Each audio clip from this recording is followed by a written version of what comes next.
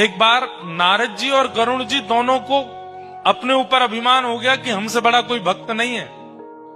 तो ठाकुर जी ने आज्ञा की श्वेत द्वीप घूम के आओ और वहां के भक्तों का दर्शन करके आओ। जब नारद जी और गरुण जी पहुंचे तो वहां इन्होंने क्या देखा?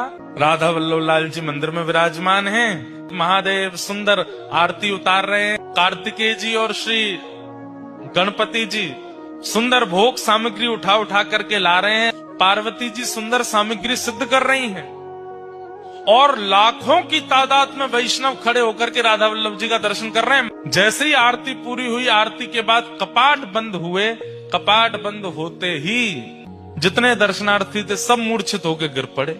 केवल दो खड़े रह गए, कौन? नारद जी और गरुण जी। अब ये दोनों एक दूसरे को चेहरा देखें, ये क्या हुआ? ये सब सबके पास जाकर के श्वास देखी, नब्ज देखी तो सबके प्राण जा चुके हैं।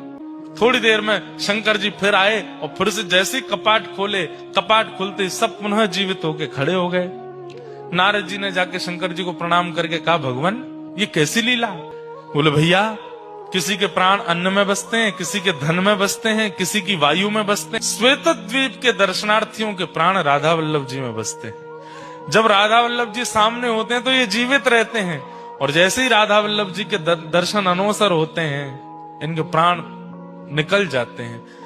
तब नारद जी का अभिमान भंग हुआ कि मैं भक्त हूं। भैया, ठाकुर जी को देखे बगैर मैं तो खूब जीवित रह लेता हूं, मैं कैसा भक्त?